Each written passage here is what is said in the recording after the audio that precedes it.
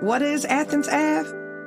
Athens Ave is a hangout where the body of Christ can come and wrestle with our witness in the world that is becoming increasingly intolerant to our presence, to our position, and most of all, the praise to our God. What is Athens Ave? It's where we give a biblical worldview on life and ministry and seek to courageously respond to it as it's happening. You never know who you might see on Athens Ave. On Athens Ave, you're going to hear gossip in the pew. You're going to hear a fight in this corner. And on Athens Ave, we'll provide wisdom from the men of Issachar. It's always going down on Athens Ave. Make sure you make it right on Athens Ave.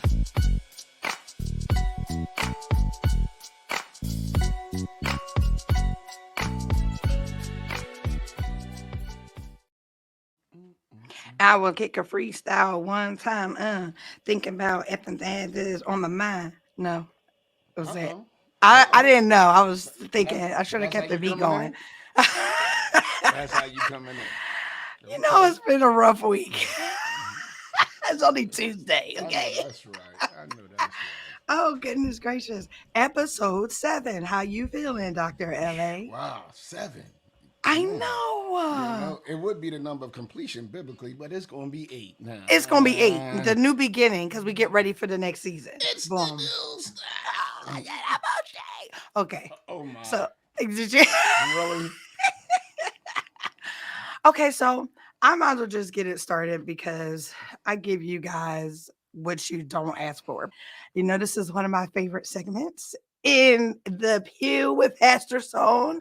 So let's go ahead and take a look at the video. I've got something to tell you. I've got some news in the pew. In the pew.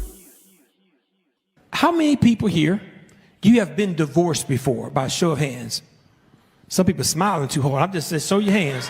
But preacher, let me see again. You've been divorced before.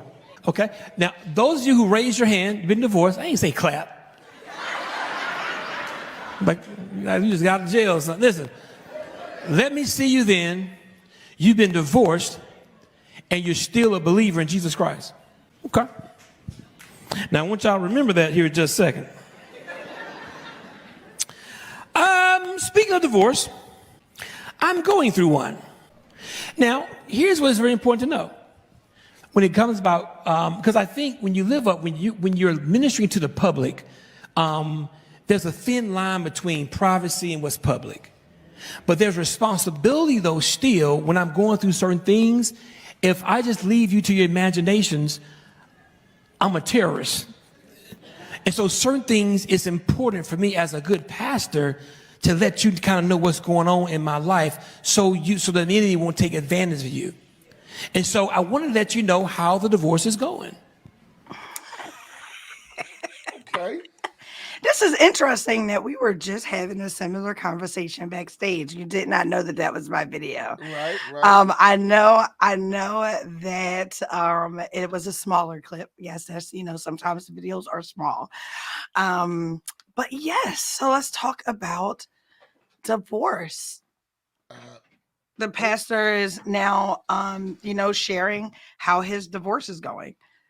We don't have the end of the clip to see how it went. Yeah, that's why I want to know what was he. We don't know.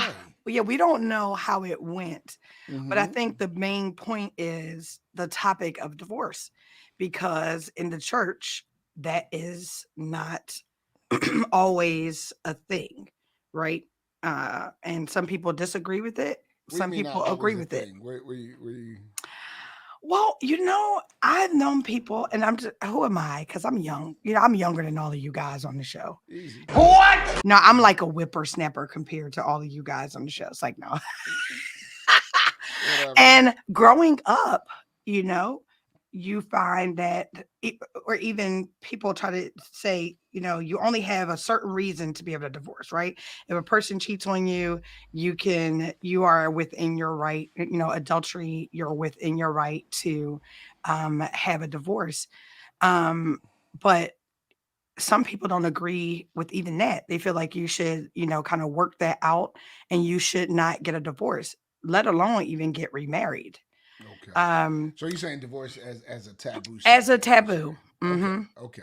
All right. So I would say this. I mean, we normally say, based on a Bible, is Hmm. that there's three reasons you can biblically get a divorce. We say one is adultery, Hmm. one is abandonment. Hmm. If they leave you because of your faith, that's abandonment. You have a right for that, or abuse. All right. Right. In those three situations, the triple A, you have grounds for that. You have some folks who've been divorced prior to coming to know the Lord, just like you can commit murder prior to becoming a Christian or whatever the case may be. Hmm.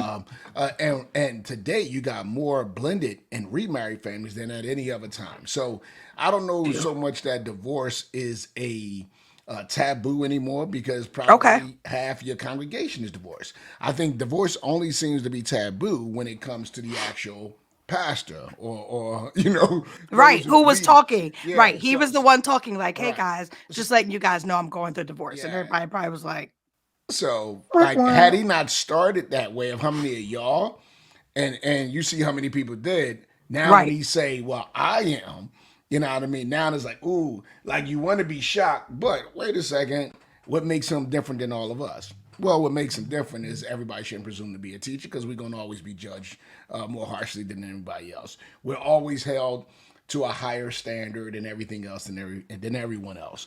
And so, the idea that he want to be transparent before them about what's going on. That's where he at. That's what he do. There's Hmm. some where they say you're disqualified from ministry when you get a divorce because you got Hmm. to be the husband of but one wife. Now, Yes. there's others, who read that to say, no, that's about being a bigamist. That means you only can have one wife at a time. That has nothing to do with Hmm. you being divorced. Because if you biblically got a divorce and you don't have the gift, you can biblically get remarried as long as you're just married to one person at one time. There's another who say, yeah, your wife need to be dead, or your spouse need to be dead before you do it Before you again. remarry. So it's Hmm. divided in many places. I Hmm. think based on where you are doctrinally, where you are, personally in your life, how much you need to share, how much of that need to be public and disclosed.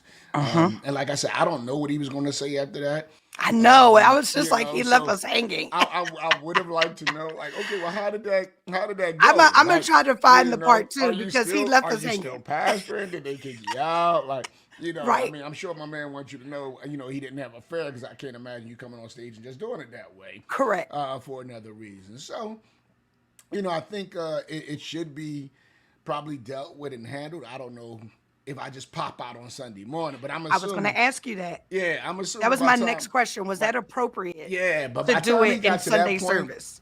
you Okay. know, it's probably done already been known and and Hmm. been out there, and now he's like, you know what, I'm gonna bring the cat out the bag, you know what I mean, and So I'm you gonna come on stage and I'm gonna say that. But if this is like, hey, me and my wife talked about it yesterday, now and I'm gonna come out and do this on Sunday morning, see, that's different. So it all right. depends. I can't really speak on it as much because I don't know the context. So Right. Right. Right. Right. So It's like it's not enough information kind of go all in on right. it. Okay. But there's several things I would have hoped had happened, and that Okay. is that as a pastor, he was advocating and strongly advocating marriage and staying together in his preaching and his practice. Again, because so much information is left out, you And don't left know. out. Right. Right. Right. And secondly, it would have been nice if he had said, hey, I talked to the leadership. I brought, making just Right. a family thing as Okay. opposed to public like this. And so I'm a little concerned that the way this could be taken is that, look, our pastor and his wife can't stay together. What makes you think we can stay together? And I think we could be Hmm. marketing the wrong thing. That if you want to get out, just go ahead and get out. No. No. No. No. No. No. No. No. No. No. No. So I think that I'll be concerned about part two, and I would like to know how did this all get started. Were y'all Couldn't find the yeah, beginning, couldn't find the okay. end, but we were able to find that clip. And because divorce, and to your point, Dr. LA, it's not as taboo because we see the divorce rate, but in the church, still, that's like he's the pastor. Mm-hmm. Right. So when I saw that he was like on a service just saying, yeah, well, y'all feel that way. Well, I'm getting a divorce. I was like, well, did they know that beforehand? To your Right. point, like, it was almost like he was letting them in on A this decision is has this already is the been made. decision. Right. Yeah, yeah. Yeah. Right. So And that was again, kind of I weird. would I would hope that there was grounds and he was going to have to share those grounds. Like if you're Right. going to go that far to share that you're having it, then you got to go, be willing to go further and say, and here's the why. Here's the grounds of why what's going on. Correct. Right. So that's why I said I wanted to know where we was going to go from there because is you going to share, why you ever been? My wife had an affair, and so therefore I've tried to forgive and I tried to, because if you're going to open it up, You got you to know, open Right. it up. you got to open it up Right. because Right, right, again, right. He although left you us may have hanging. grounds for an Hmm. affair or abandonment, you know what I mean, or abuse, it Hmm. doesn't mean you have to. Right. It just Right. means you can, right? Right. Right, right, right. But if you can reconcile, if you can forgive, if you are getting the help and all of that, in many cases, then they go back, into that situation. I mean, I've never told nobody to go back into a situation where they were being abused. Of I Right. course. have I Of have course. talked to folks who've been who spouse had an affair. I have counseled them on forgiveness and grace and talked about Hosea and Gomer and how, look here, we've cheated on God. And so I have tried to, say, hey, you don't have to leave because of public opinion. There Right. can be Right. forgiveness here. I have the same with abandonment. Somebody, oh, we going to get a temporary separation. Like, that's really not biblical, and I've told Right. you that. But, I've never sent like a wife back in there. He beating you upside the head. Well, you got to forgive him. Like, I've never Correct. sent Correct. nobody Right, back right, into a right. Right. situation Right. that would cause them harm. So I would just hope that if he's talking about it like this, he's willing to share the biblical grounds for divorce that he's having, so that as R Dub said, it doesn't seem like, hey, we ain't getting along. She choosing to go her way. She want to move to Florida. I want to stay I here want to stay here. I want to stay here in and New pastor York. you guys. So I got a divorce. Yeah. So Yeah. yeah, I hope there's just more to it than And Got it. one other Go thing ahead. with that, if I Hmm. might, I would need to know, well, what's your plan going forward after you got the grounds? Mm-hmm. Okay. Are you planning on remarrying? And if so, how long from now are you Uh oh. planning? Because Oh, that's a because topic. because you open up a whole can of stuff when you do it this way. That's my Yeah. opinion. And I Correct. Well, think that might have to be a topic. Was it ladies? I'm available. Like Right. Like, what was he doing? it's Okay. at the end of the speech. that's what I'm Ladies, So look, Pastor Sharon, I know that you've been checking for me. Give me another 3 months, yeah, so that's what I'm saying. Like what come after that? So just letting y'all know. yeah. Okay, good. Well, we'll go to a commercial break. We'll be right back, guys. Hi, everybody. Hi, wait. I'm missing somebody. Hold on a second. Dude, why you Hey, got me backstage? Come on, baby. Tighten up. I want to be here. I just want to get straight to the point because I heard you had like some kind of surprise. Big surprise, big announcement. I Okay. want to talk about the party and the after party. The Right? party and the after party. The season finale is taking place on November the 28th. We're asking you to come and join us for that show. We will be live. The whole cast will be together live, just the four of us all together celebrating. So don't come for 1 hour. Be Not prepared one. for 2 hours, November the 28th, our season finale. Well, we're back, guys. And, I'm not going to be a broken record. Y'all know that this is one of my favorite segments. Okay. And this is In this corner.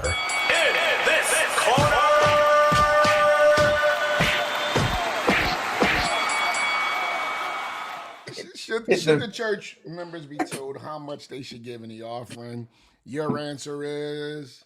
I believe they should be. And I'm this, so surprised. Let me say that. yeah, I Oh, know. all right, really? Go ahead. Well, and we do that by saying tithes and offerings, we say grace giving. We understand that now when people like to say tithing was under the law, well, no, tithing was done before the law with Abraham. And then it was incorporated in Malachi. So they were bringing the offering. I believe in where we are and everything, churches have to have money to do. And we understand that the church is the Lord's idea. And he said, upon this rock I will build it. He's not saying that the members that are part of it go without responsibilities. For example, your church has a mortgage, you have utilities, you have various ministries that you're trying to accomplish. Nobody's going to say, oh, this is the church is doing, and then give you a free building, give you free utilities. That's not going to happen. So therefore, I think encouraging the members to give their tithes and offerings at 10%, because you imagine if the church members are doing that, the church can be the lenders and not the borrowers. If the membership is doing that, because then the church don't have to go and ask for money, don't have to, you have it. So when it's time to minister to people that are in need, you have funds to give them. I'll stop there because I want to go in, but I look, Okay, thanks for just stopping. Thanks for giving me an opportunity to speak. I appreciate it. I know you do. I would say, based on my understanding of 2 Corinthians 9 and 7, each one should give what you have decided in your heart to give, right? Not reluctantly, not under compulsion, for God loves a cheerful giver, right? And so we ought to have a love for the Lord. Out of that love comes a conviction to support the Lord's work. And so you telling me what to give, right? I have an issue with you telling me how much to give when my word tells me to give what I've decided in my heart, not reluctantly, not under compulsion, meaning nobody's making me, because God loves a cheerful giver. I understand if I sow sparingly, I can also reap sparingly. I understand that if I sow generously, I can reap generously. So Mm. as I am a steward of what God has given me, and I bless the Lord's work, I can trust the Lord is going to continue to bless my work. I don't need to feel guilty about it. I don't need nobody to say, well, a man robbed God about it. I don't need to be beat up about it, Mm. because I know what, in the scriptures it says, Romans 12 and 8. If his gift is encouraging, let him encourage. If it's given, let him give. Is it leading? Let him lead with diligence. If it's showing mercy, let him do it cheerfully. Like what you do and how you do is all to be done unto the Lord, not to man's demand. Okay, I appreciate that because we know that the Lord knows our heart, and we can just put in that dime or that strange dollar bill that we have to uncrapple to put in. But if for example, you know how parishioners, and there's some that they need food, they need their electric turned on. What if the church says to that person, well, we're sorry, we're not able to help you, and in the last 2 years, you've given $100. Why don't we give you 10% of the $100 towards your electric bill? Then the church is wrong. Y'all can do better than that.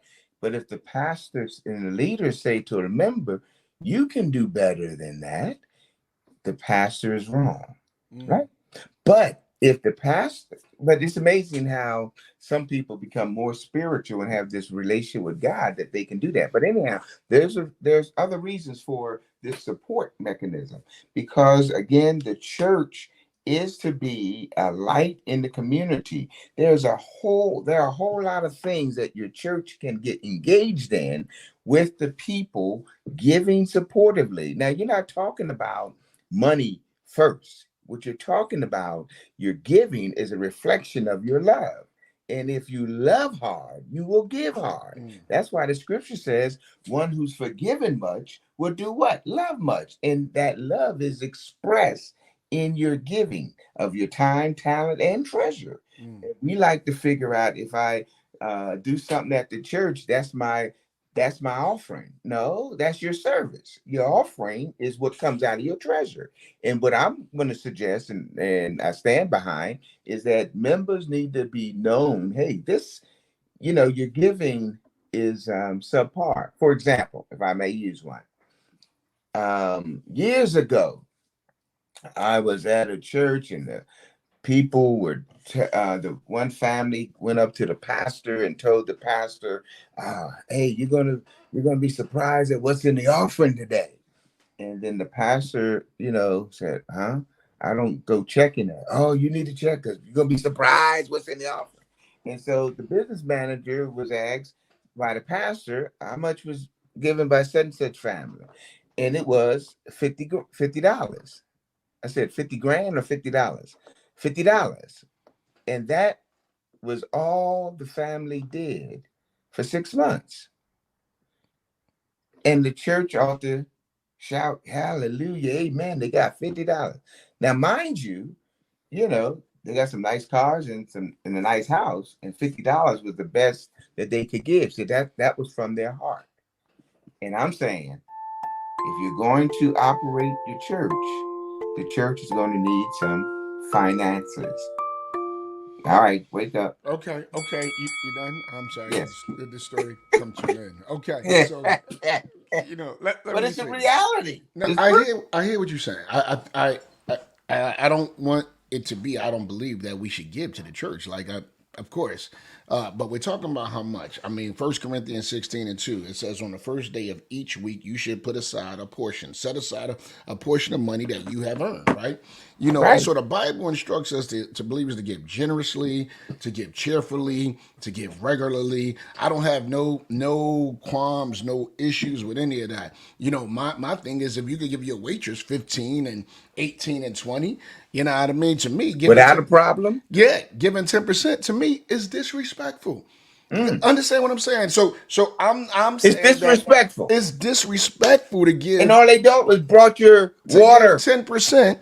You know what I mean? Like, you wouldn't give 10% to a waitress, but you'll give 10% to your God. So for me, telling me to give 10% is actually minimizing and lessening what I believe God should get, right? I believe tithing is not a financial thing, it's a faith thing, right? Right. Because if we really believe that God is Jehovah Jireh, the one who provides, and that everything that we have comes from him, then we wouldn't hesitate to give more, because we know that he would just give us more that we would have to give. And so, I think the idea of us being generous, us being willing to bless folks in the name of Jesus takes place because we know he is going to replenish that and bless us again. But I think there's that giving is about sacrifice. You remember the story with all of the rich people back in Mark chapter 12 and 40s. A lot of the rich people throw a bunch of money in there. You got the widow. The widow throws in her 2 pennies.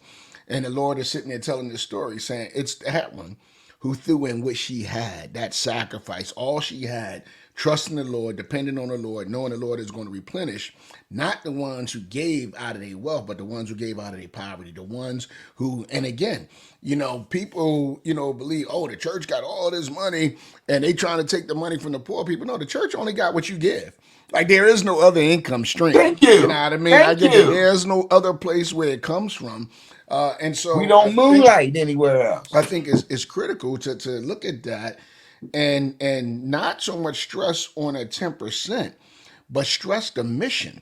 Stress where the money's going. Stress how you're building up the community, how you have this food pantry, how we help people when they're in places of need, how we help them return as citizens, how we helping young moms. Like, they need to know beyond church bills and budgets and salaries where that money is going. Because I think when you help them understand where the money is going and what they're actually contributing to, right, they'll give more based on their heart and their love for the work of God, right, as opposed to just thinking they give into the building of God.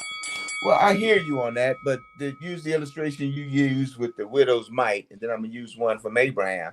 The widow's mite, she knew that it wasn't about what they were doing with the money at all. It was all about her relationship with God and her submission to that relationship. So it was a Absolutely. faith thing. And so Hmm. she gave all she had. Her Hmm. giving was grace giving, which is at 100%. Hmm. Now, if we preach grace giving 100%, can you imagine what will happen? But anyway, that's another story. When you have Abraham in his victory to deliver his nephew from his being in captive, that's what he did. He said, I'm giving 1/10 to him. Why? It's a part of his worship. So giving is a reflection of a person's love and worship. It's a reflection of one's eagerness to bless God for blessing them. It is a reflection of that person's heart. And they do it without compulsion, as you said. But when you have a number that you look to, because I don't know if you do this, but if you live on a family budget, if you go through your budget, everything is associated with a percentage, whether you meant to or not. You can evaluate where things are going and the percentage it is of the income. So if we do that with our personal budget, we should do that with the church budget. There needs to be some kind of percentage that which we operate. The last thing, and then I'll let you close out, because don't get it Thanks for twisted. letting me. The church, yeah, yeah. The church is not saying to a person, hey, if you don't put nothing in, you get out, like some Catholic churches, which says if you don't keep up, you get out. But I'm saying that as the Church of Jesus Christ, in order for it to operate and do the missional things and to do the compassion in the community and serve people, it takes dollars. And the members of the body of Christ at large, when the Bible says that he will make you the head and not the tail, when he will cause you to be the lender and not the borrower, guess what? That's all out of obedience. And obedience is giving. Hmm. Thank you. Thank you. You done?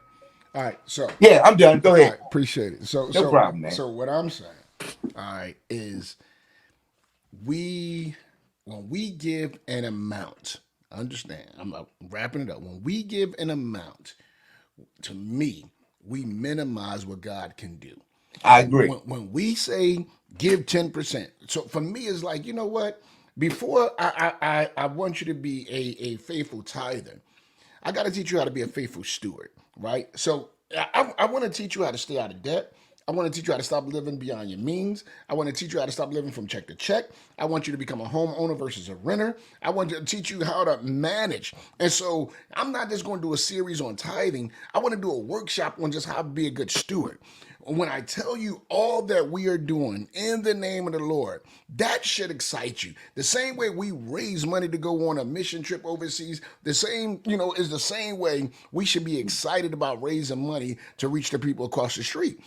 Again, it comes down to understanding, and I believe the more we talk about what we are doing with the money, the more you'll have people give out of compassion as opposed to out of compulsion.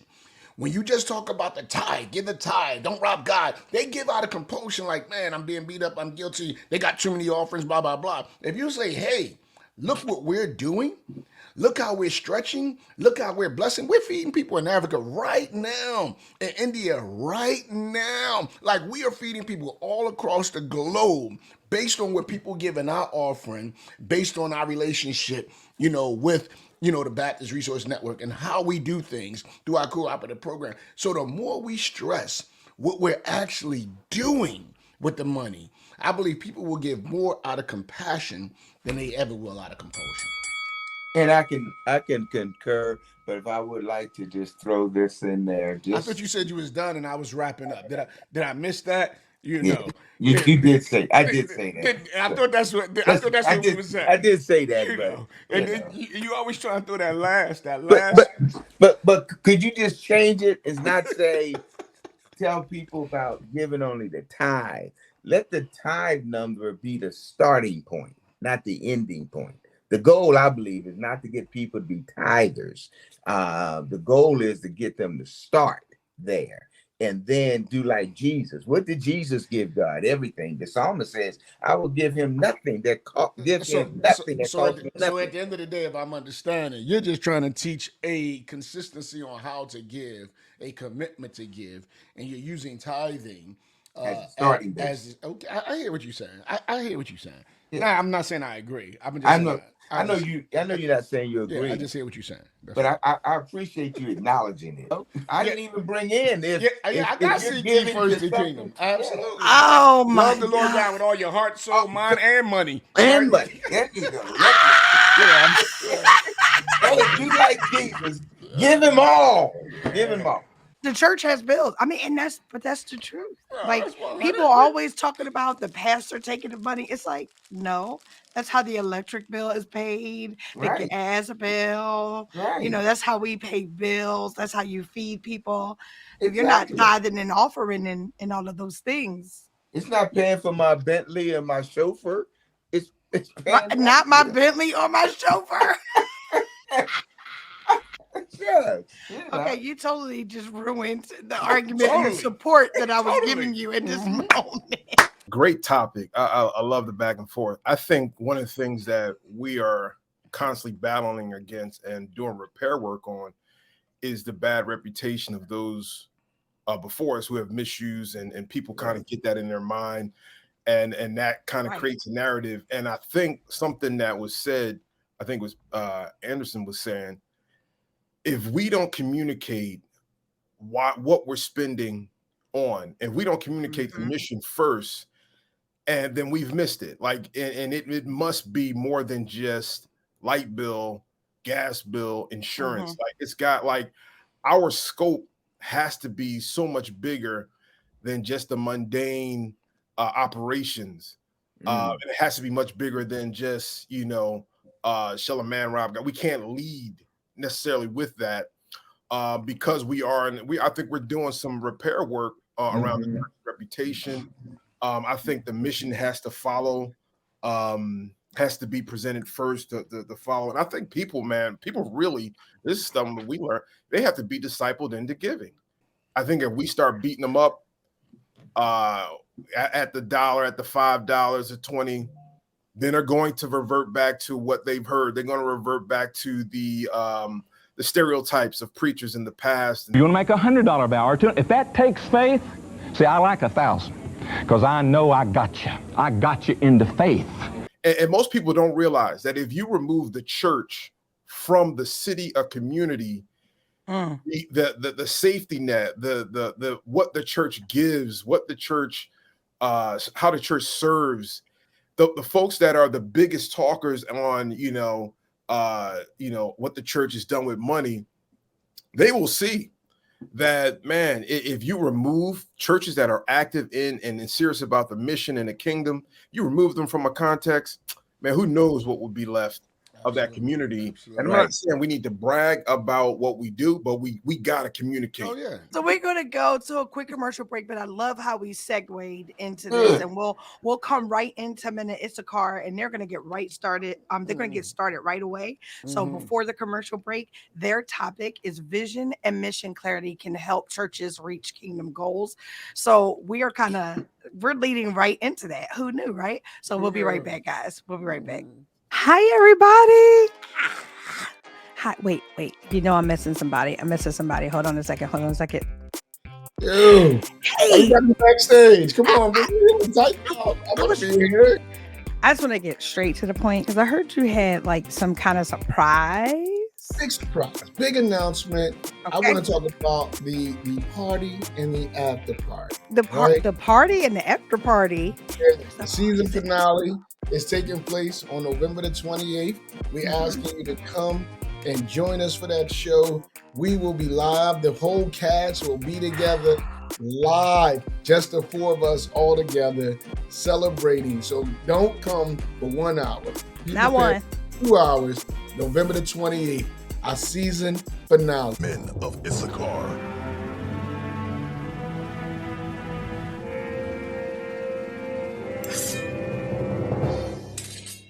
Yo. What's up, bro? What's up? Hey. So we're talking about churches. Yes, sir. Yes, sir. We're Vision, talking about vision, churches. and vision and mission clarity can help churches reach kingdom goals. I Amen. love that. I love that. And I love the qualifier kingdom goals. Mm-hmm. Um, when you think about vision, it's like the destination for a community, for an organization. You talk about mission, it's like the guiding light of how to get to that destination.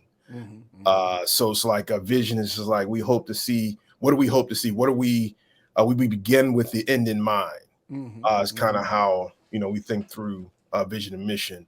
And I just thought it was important just to kind of put that out there because I think a lot of, and correct me if I'm wrong, but I think a lot of our churches or a lot of churches have very either non-existent or very weak vision and mission, and they're not really clear on it, and a lot of the goals are just simply not kingdom goals, in particular within that whole mission piece. Well, I would say, we need vision, not just a vision statement, Yeah, of why yeah. we exist. And I understand that, a lot of them are very generic. Where I believe that God calls a special group of people to a special location at a special time for a special purpose. Mm-hmm. And I think every church need to ask, what is it about us, that makes Yeah. us special? What has God called us to do? Why are we here? What is happening around us? Why do we exist? What is God calling us to do? I don't think that question is asked often enough. And I think, that question is, probably was asked when the church was formed. And so your church is 100 years or 50 years or 20 years ago. It may have had a vision, that may have had a goal, may have had a purpose. And I think at some point we got to ask ourselves, did the church accomplish that purpose? Right? Is it time to close? Has it finished its mission? Or is there a new vision for it to go from there? Is the vision the same as it was when the church started 100 years ago, although the culture has changed, the community changed, the conditions have changed, like as well as the person who originally got the vision given to them, right? And Exactly. so my question is, what is the vision now for you in this day and age? That's what needs to be wrestled with. That's what Yeah. needs to be clarified in order to move forward. Yeah, and you brought up something I think is huge. Our communities, our lives, the people around us, from year to year, decade to decade, they change, and so a vision has to be contextual. It has to be contextual. It has to be personalized. It has to be relevant. And so, yeah, there's an opportunity to sharpen or change a vision. And I even with that change, you talk about we got this whole kingdom goals piece, and Matthew 6:33 was seek first the kingdom and righteousness, his kingdom and righteousness, and all these things will be added to you. And I also think about when Jesus taught his disciples to pray in Matthew 6:10, your kingdom come, your will be done on earth as it is in heaven. It's like those kingdom priorities are sourced and found in Jesus and how he presents the kingdom throughout the gospels. Like, so you got to be reading the scriptures as you even think about, when you talk about clarifying your vision and mission, you have to be knee deep and immersed in scripture and in the ways of Jesus and how he went about presenting the kingdom and talking about kingdom. So it's like the destination for our vision statement and the goals of our mission statements can't just be within the four walls of the church. Right. It may be partially, but it can't just be in the four walls of the church. And I think that we oftentimes handicap ourselves as the people of God when we allow that vision statement, and mission statement to simply go to the doors of the church and not go outside and think big community. Absolutely. I mean, I think about the church where we pastor at Great Commission, Westbrook Lane, Philadelphia, right? But we know the church started 24 years ago, and those who started the church had a vision for a multicultural church in the suburbs. Yeah. Through a series of circumstance, I become, the pastor of this church. Now, I wrestled because I didn't feel I was called to a multicultural church in the suburbs. And so it was either I'm in the wrong place or the church is in the wrong place. Well, ultimately, we felt that, this group of people who had some means, who lived outside of the city and had some suburban, not only education but some resources, would go back into the city. And so Yeah. the vision grew and changed to come back in and to bring uplift, right, through the city, through the means that was formed. And so I think the what the mission is, it actually is that mapped out process to fulfill the vision. And so when you understand your vision, people say, "Oh, our vision is to see the loss in the community increase. That's our vision." Well, the mission, is what tells you how to saturate your community with the gospel. If the Exactly. vision is to combat socioeconomic barriers, right, that's keeping your members in poverty, the mission got to be job training, GED training, record expungement, job fairs, adopt a Yeah. school, for mentoring. So whatever the vision is, you got to have a mission that helps you strategically go after that vision to see those goals come to fruition. Sometimes it just seems like we got these visions, these grandiose visions of what we want to see, but we don't have a mission in place Yeah. to A to, to, mechanism. to see it come to fruition. If you want to bring healing, spiritually, physically to a broken community, then shouldn't you be doing grief ministry, peer counseling, marital counseling, dealing with church hurt, having healing forums, Yeah, yeah, and that's important. One of the things I thought about with this topic is how very difficult it is to not just get leaders, pastors, to think about a relevant, contextualized vision and mission, and think about that mechanism of mission.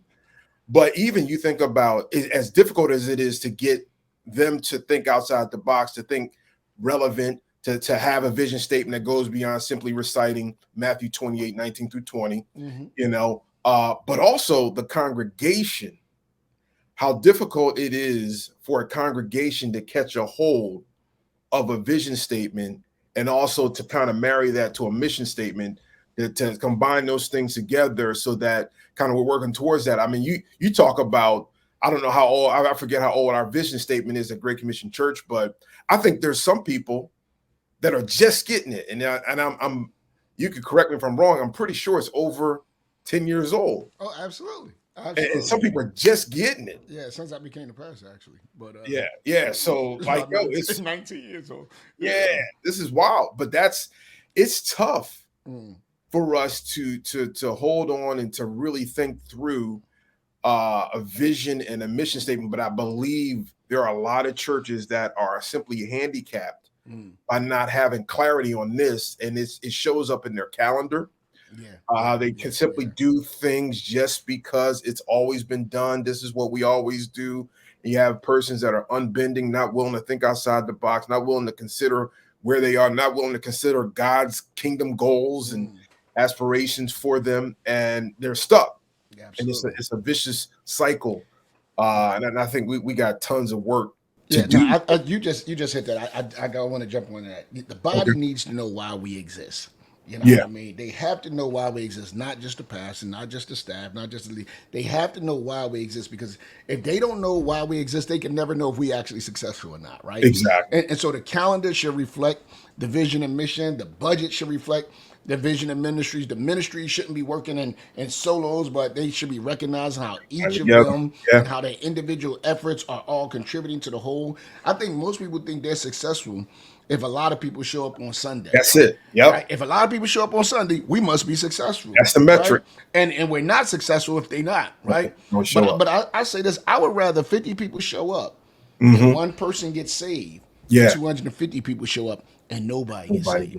Yeah. Because you got to know why you exist. And we're existing to see lives change, to see people get saved, to see folks transform, right? So if you don't know why you exist, just having a bunch of people show up and sing songs, that don't mean you're actually successful. It's only when you're accomplishing what God has set you out, created you for, right, that says that you're successful. When you are hitting those marks for his glory. And everybody should know what those are. Is the reason why every Sunday we stand up and we recite our vision.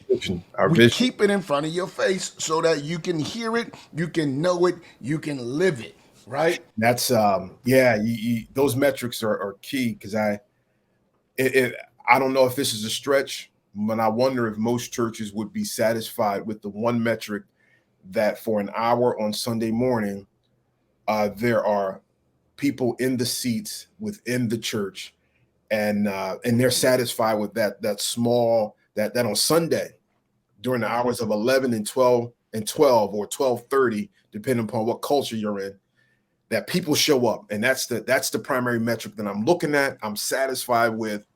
And if that's what we're looking at, then we're good. So don't rock the boat. Don't change anything. And I think we get in trouble with that. I think we've missed. Well, here's the thing. If you think that you're successful as a church because people show up from 11 to 12:30, right? And so that means we must be doing great as a church. You might also think that you're successful as a Christian. Exactly. All you do is go to church. Yeah. From Check 11 that box. to 12:30. I go every Sunday from 11 to 12:30. I must be a good Christian. I must be a good Christian, a good follower of Jesus. Absolutely. That's good. Why is she talking in tongues on me?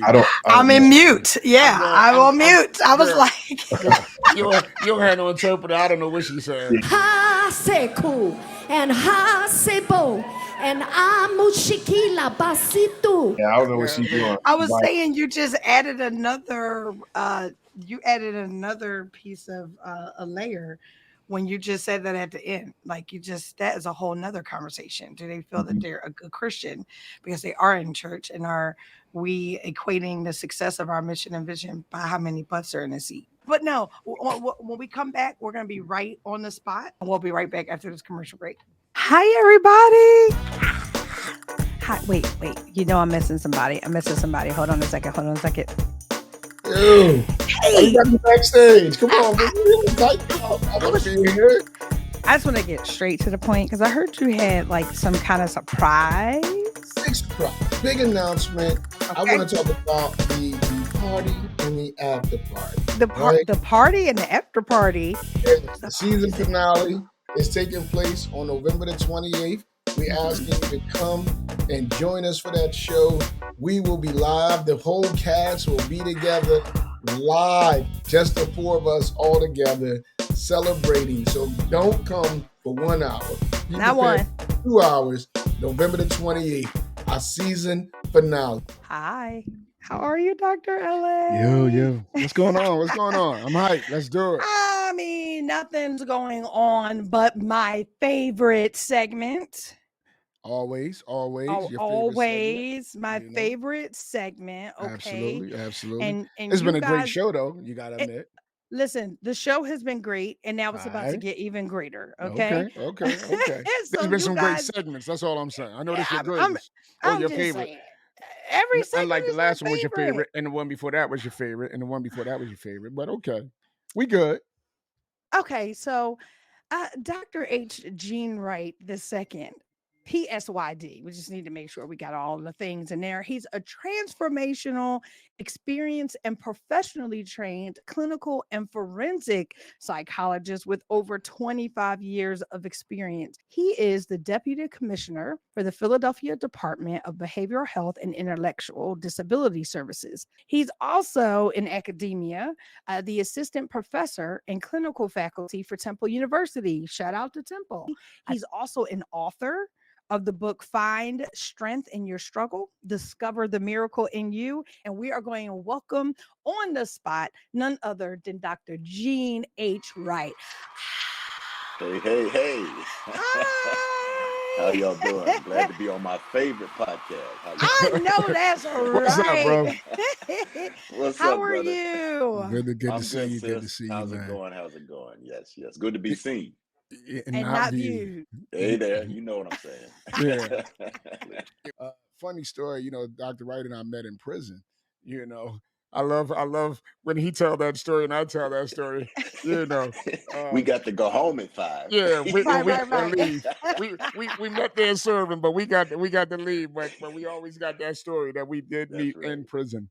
Wow, Man, okay. I appreciate you. Glad you're here. They heard your extensive resume. You and I done sat down many times and had conversations, and I really wanted the world to hear who you are in the work that you're doing.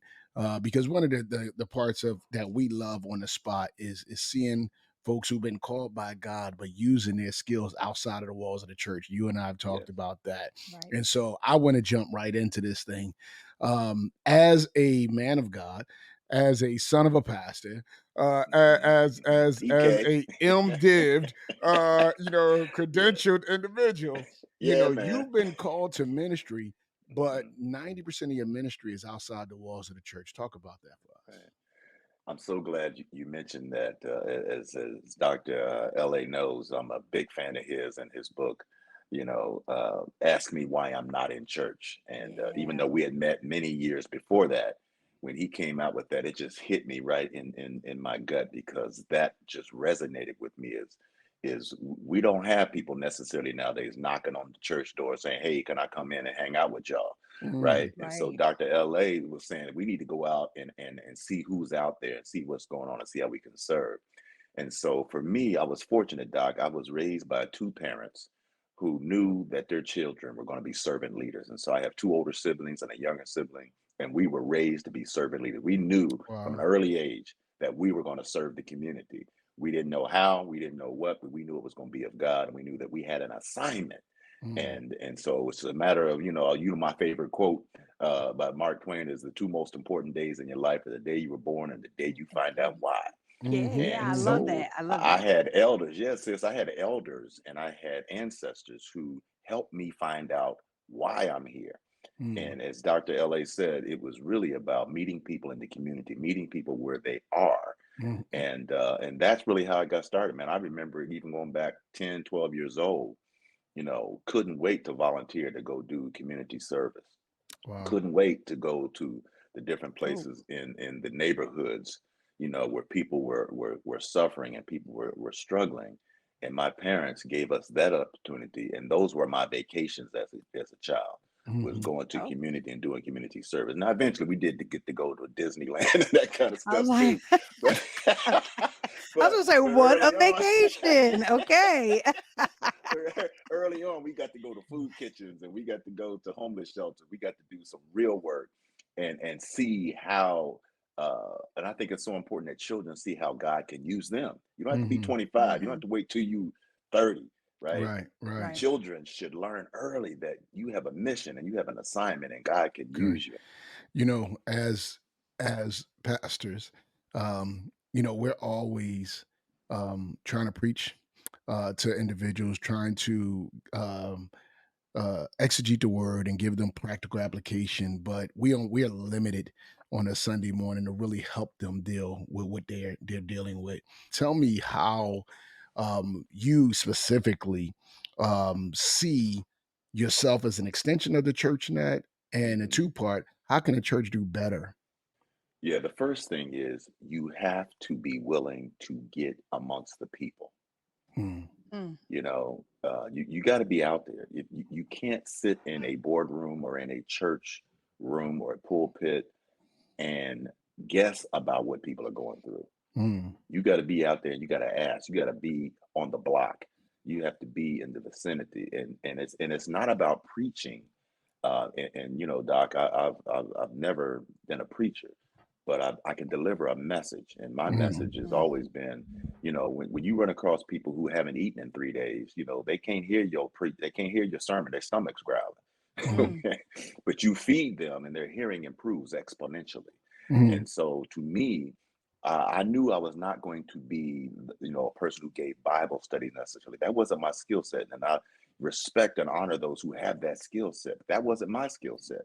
Hmm. So my skill set was being comfortable amongst anyone, right? And I saw my father do that. I saw my father with kings and queens, and I saw him with people who were struggling, who didn't have enough to eat, and I saw him with everybody in between.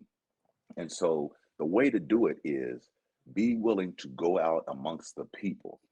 And you can't be all frou-frou, and you can't be bougie and all that nonsense. You got to be real, and you got to Hmm. meet people where they are.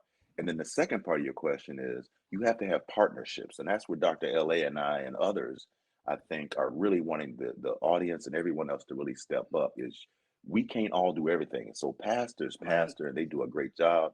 They can't be clinical and forensic psychologists, but together and everybody in between, we can partner. We can put the yoke on together, right? And pull together in a way so that I can meet a pastor and say, hey, I can help you with some of the challenge you have in your congregation. And you can help me with people who are coming to me with a needing a word that maybe I can't give them, but you can give them. And so my thing is, I have really, in Philadelphia especially, done my best to connect myself to the faith community, to pastors, to clergy, to deacons, to all those people who are servants of God, to say, hey, together, let's see if we can meet our people where we are. Because let's be honest, black and brown people ain't coming to see Dr. Wright. They going to see Hmm. Pastor L.A. They going to see Pastor Sister so and so, right? Mhm. And so, but then when they bring something and drop it on Pastor or Sister so and so, those God-fearing leaders have to be wise enough to say, we dealing with some serious mental illness here. We dealing with some serious trauma here.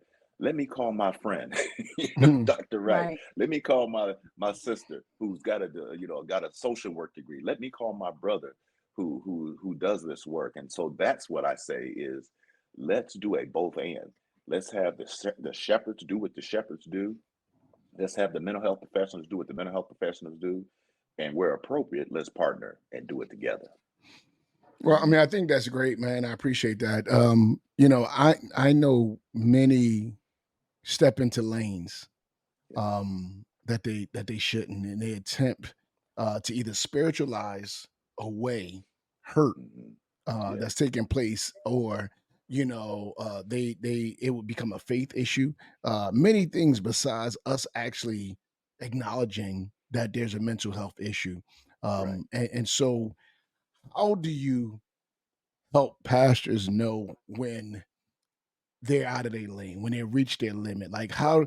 I think that takes obviously a level of humility to even acknowledge that. But how would you suggest, like, to know when like, okay, here's when Mhm.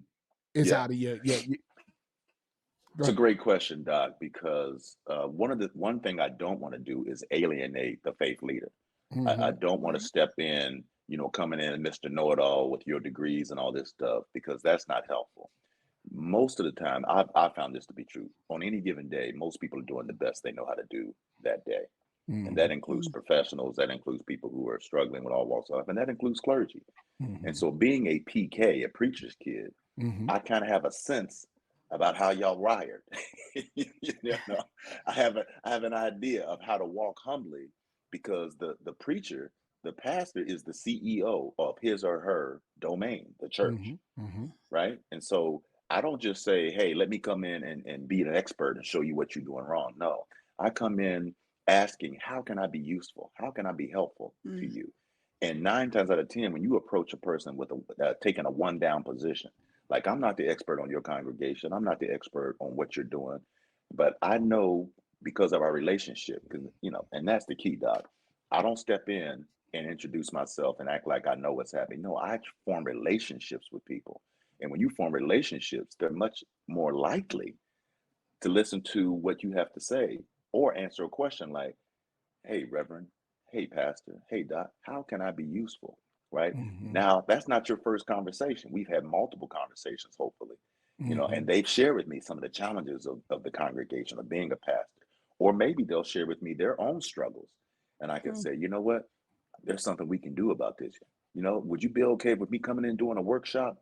Mhm. And they're like, oh, Right. yes, yeah, that would be great. So you start with something small.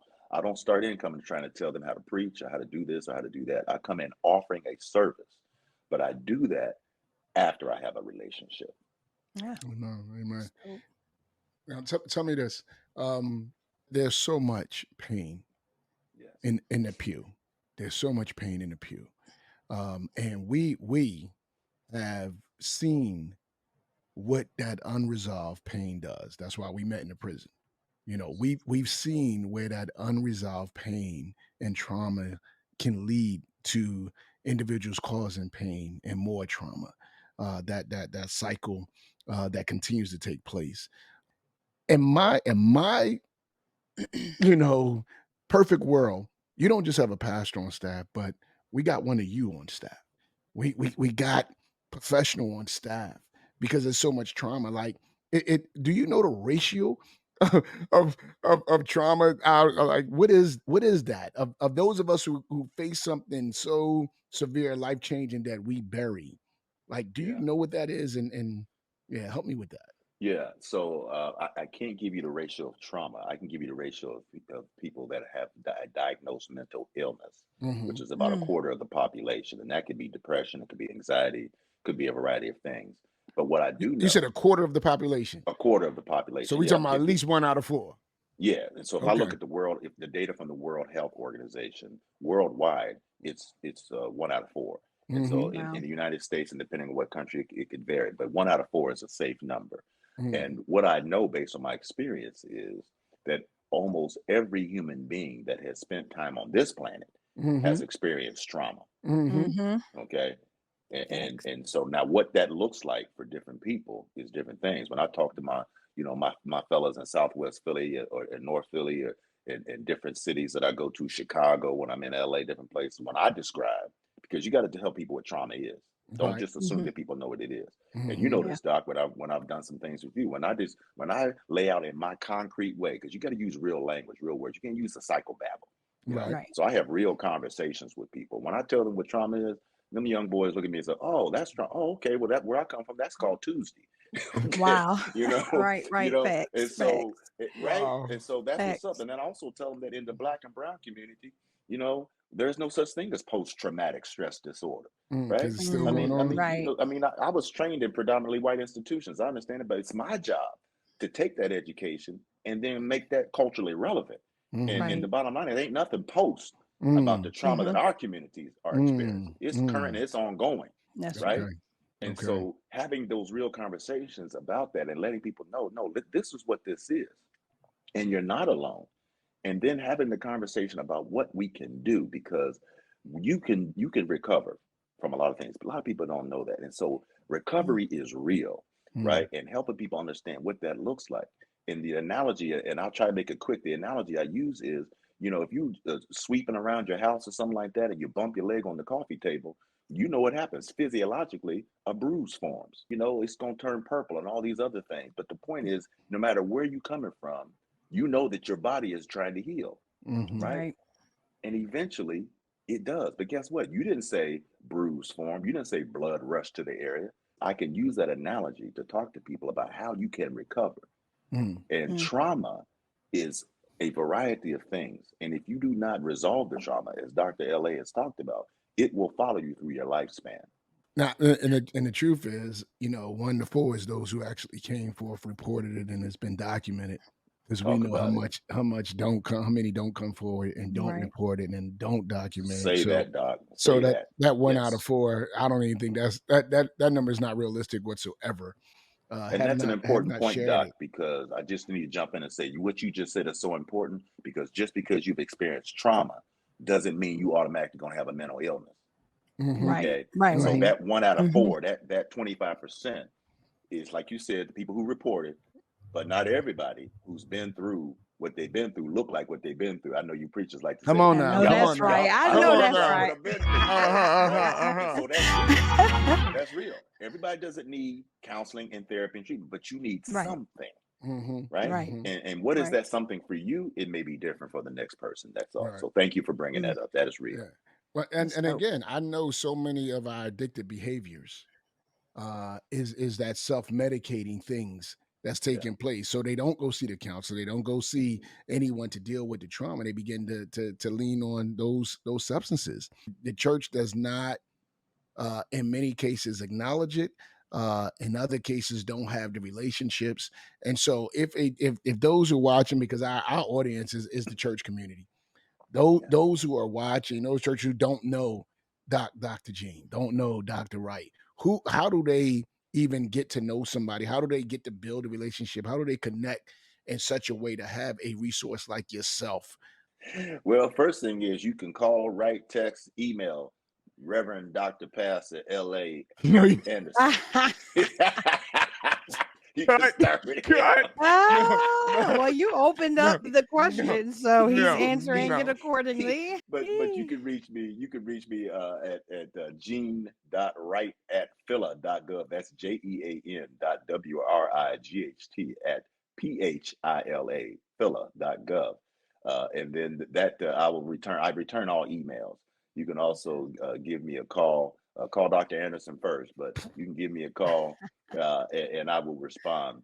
And you can also reach me on Instagram, and I think Sis is gonna probably put that up there because, Yeah, frankly, it'll be in y'all, the bio. I don't, I can't even rattle off my own handle. But what I can tell you, and you can go to my website. You can also go to my website, which you can book me from there, which is www. You know I'm old when you say www. I was gonna say, Doctor, yeah, I saw it on your face. I saw it on your face. No, he's not gonna say www. Yeah, www, because I'm old. drhgene.com. You can get my book there. You can get me on the calendar. You can do all those things. But yeah, I'm glad to have a conversation. I'm glad to support. And Dr. Anderson knows that when it comes to the faith community, I'm going to do everything I can to be available to you. so I'll take you off the hot seat, and we'll just ask them. We Okay. asked about the same question, so I'm going to Okay. ask you, what's your I think favorite we should color? take offering, but go ahead. I, Go ahead. I Ask did. your I question. said I was going to take offering. What's your cash at? Go ahead. What's your favorite color, Dr. Jean? Anything dull and boring. Those are my favorite colors. I try not to spruce it up too much because when I hang out with the purple and gold, it's hard. It's Oh, hard. don't give him an opportunity. It's Oh hard. my So goodness. when you hanging out with the purple and gold, you shrink. So I try to keep it to some blues and every now Okay. and if I'm really feeling frisky, I'll throw something plaid on, maybe even a houndstooth. But it's Okay, usually pretty houndstooth. boring colors. Well, blue is my favorite color, so I rock with that. Yes. So you You did see I'm rocking mention, blue tonight. So. I do. I like the blue. I like the blue. Now you did mention the cheesesteak. Is that your favorite food, or do you have another favorite food? Well, my favorite food is spaghetti. That's my favorite With or food. without meatballs? I love the meatballs, sis. Gotta I have them. gotta have the meatballs. Yeah, with that marinara sauce and the meat sauce preferably. Yes. Yeah, that's what's Okay. up. Yeah. And You you're prefer meat so sauce over meatballs? no, both. No, if I had to choose, I want I'm asking him. both. Thank you. But if I Oh, can't, Okay. I told if I you both. can't, I know if you're him. Okay. if you're doing the traditional where the pasta's coming out of one pot and the other stuff coming out of then give me the meatballs. I'm gonna rock with that. That's what I'm talking about. Okay. I want no skimpy spaghetti. You know what I'm saying? If we gonna eat it right. All right. My last let's do it. question. My last question for you is gonna be: what's your favorite book to read? That's not Wow. clinical. That's not, Right. maybe a Okay. nonfiction or something like that. I got Other you. than the Bible too. Yeah, if you've been to my office or seen anything, I sneak books in the place because I am a reader. I have books all over my desk, all over everywhere. Figure. So anything by James H. Cone, I'm going to pick up and read. All Anything right. by Toni Morrison, I'm going to pick up and read. Okay. Okay. And I can't leave out Maya Angelou. Anything, Yeah. James Baldwin, so Okay. yeah, All that's the it. greats. Yes, that's who I'm Okay. going to read. Yeah. Oh my goodness. Well, this was absolutely amazing. And you can see all the comments. The audience is definitely, sometimes they go silent because they're trying to digest all of the nuggets that you just dropped today. I was like, oh my gosh, I didn't have my notepad. What is going on? But I'll watch the replay. But I'm going to remove myself just like we always do. And I'm going to remove Dr. L.A. And we're going to give you a minute just to encourage our audience as they're watching, someone that may come back and catch it. So I'm going to give the stage to you. All right. So glad to spend this time with you all this evening. It's been fun. And we talked about a serious topic, but the thing to know is that you have everything inside you that you need. God has blessed you with a myriad of resources called self-determination, called recovery, called leaning into the word to make sure that you have the utensils and the tools to be your best self. No matter what you've been through, no matter how hard it has been, you can make it. You are waking up every day for a reason. And if you do wake up, and if you have air in your lungs, and you have the ability to open your eyes and look and see the blessings that God has given you, understand it may not be perfect, but perfection is not the goal. Persistence is the goal. And if you give it your best shot every day, there's going to be some failures. There's going to be some difficulties. There may be some crying. There may be some laughter. But at the end of the day, you will become your absolute best. Be authentic. Love God. Love yourself.